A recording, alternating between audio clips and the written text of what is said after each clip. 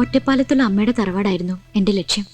പക്ഷെ എനിക്ക് മുൻപ് അച്ഛൻ്റെ ആൾക്കാർ എന്നെ അന്വേഷിച്ച് അവിടെ എത്തിയിരുന്നു. അവിടെ നിന്നും രക്ഷപ്പെട്ട ഞാൻ നാടോടികളുടെ കൂടെ കൂടി.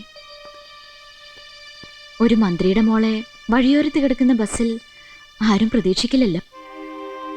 നിങ്ങളോടൊപ്പം കൂടിയതിനു ശേഷമാണ് ജീവിക്കുന്നു എന്ന് തന്നെ ഒരു തോന്നലുണ്ടായത്. നിങ്ങളുടെ കളി, ചിരി, തമാശ, വഴക്ക് ഒക്കെ എനിക്കിഷ്ടായി.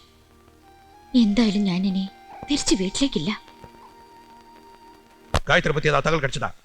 என்ன இல்ல இல்லன்றீங்க? எங்க தேடினீங்க? என்ன பண்றீங்க எல்லாரும்? சார், പ്രതിപക്ഷ നേതാവ് മോനും കാണാൻ വന്നിട്ടുണ്ട്. வணக்கம் ஐயா. வணக்கம் வணக்கம். வாங்க உட்காருங்க.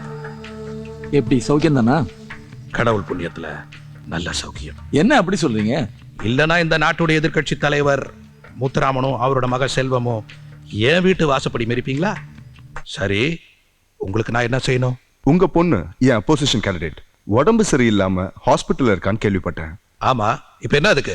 அவ எந்த ஹாஸ்பிட்டல்ல இருக்கான்னு நாங்க கொஞ்சம் தெரிஞ்சுக்கலாமா? அதை நீங்க தெரிஞ்சுக்க வேண்டிய அவசியம் இல்ல. வேண்டாம், சொல்ல வேண்டாம். ஆனா இந்த எலெக்ஷன்ல இவனுக்கு ஆப்போசிட்டா அவன் நிக்க கூடாது. சாரி முத்துராமன்.